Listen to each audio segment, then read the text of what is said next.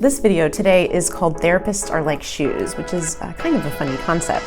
But when you think about shoes, there are tons out there, and there are lots of them that are really cute, but they fit horribly. There are lots that fit really well, but they're not so cute. So we're going to talk today about how to find a therapist that is a good fit for you. A therapist that's going to be able to give you the support that you need and also hopefully be cute and be a good match with what you're looking for in your life. And when I say cute, I don't necessarily mean a therapist that's really attractive or somebody that you think is really pretty. What I'm trying to say by saying cute is really this feeling that comes up in you in terms of a comfortable space, a space that you're able to really explore in a way that feels meaningful to you. So that kind of cute.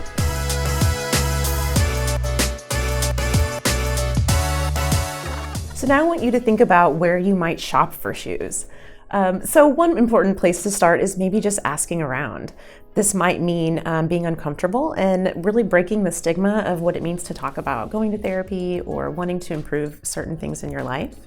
And often the people that we know, our friends, family, maybe coworkers, have some resources that you may not be familiar with. You can also go online, check out Psychology Today, put in your zip code and some specific theoretical orientations or specific concerns that you're wanting to work through in therapy. Remember our homework from last week. Hopefully you've done a little bit of research on different therapy approaches. And so this is the information that you may put into a system that's helping you filter out different therapists in your area.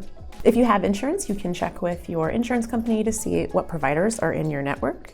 You can also ask a trusted physician or a doctor or a massage therapist, even just other professionals that may be within your network. Once you open that door and start asking people about therapy, you'll find out that it's not so scary and probably more people go to a therapist than you might realize. Before you go ahead and make that first appointment, it's important to think about what things you're hoping to gain out of therapy. Once you go in, a therapist is going to ask you what kind of goals you have for your life, what behaviors you may want to be changing, what you want to do in your relationships. So it's important to be thinking about those things ahead of time. If you've ever been to therapy before and have made that first appointment, you've already made the first step. And you'll find that there's a lot of inner work that actually is done before you even go into that first session, because you're already thinking about the things that you may want to talk about, the goals that you have, and maybe some of the things you're struggling with. So again, therapists are like shoes, and so you're going to want to look around and try to find a good match. You've already looked at some theoretical approaches, some orientations, and it's also important to think about what you might like in a therapist. They don't necessarily need to be the same race or ethnicity as you, or have the same gender identity, but that theoretical orientation, that approach is going to be something that's going to help set what we call the therapeutic alliance, which basically just means the relationship between you and that person. The research does show that the therapeutic alliance is one of the biggest factors in healing. So as you're going through the therapy process, if you find that it's not a good fit, you're allowed to leave therapy and find another therapist. We'll talk about how to do that in a couple weeks. So therapy is designed to be a collaborative, non-judgmental environment. And for you, it may be really important to find a therapist who specializes in working with particular communities. It may be important for you to go to a therapist who is familiar with BIPOC issues. It may be important to go to a therapist who is gender affirming. And these are things that they will show pretty clearly on their website. And if you go onto their social media, you usually can find hints and kind of symbols of their affiliations and affirmingness of your experience. One more thing I want you to think about is what kind of people do you just generally feel comfortable around? Do you like people who are more organized and are going to lead you very clearly through a problem or help you problem solve? Do you like people who are more creative, more social, more kind of free-flowing? And that may give you a sense of what kind of therapist you might like to work with. So as you're going through the search, you're trying to find a therapist that is a good fit for you, one that's going to help you feel comfortable. They may not all fit right away. So again, we're going to talk later about how to kind of break up with your therapist.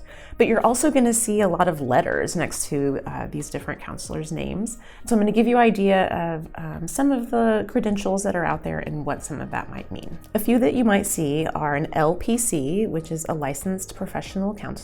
You may also see an LCSW, which is a licensed clinical social worker. So they're going to approach your case from more of a systems perspective, and they may look at resources outside of your individual case. There are licensed marriage and family therapists, so that's an LMFT. So they may do more family therapy where multiple people are in the room engaging in the treatment process together. You may also work with a licensed psychologist who would be a PsyD or a PhD. So either way, you would work with them in the field of psychology. Some of them do therapy, some of them do assessments. And that's going to be different than an MD, a doctor of medical services. And so that's going to be more of the medical focus, and they're not going to be ones that are providing therapy. So that's lots of different options for you to choose from and more information to gauge who might be a good fit for you.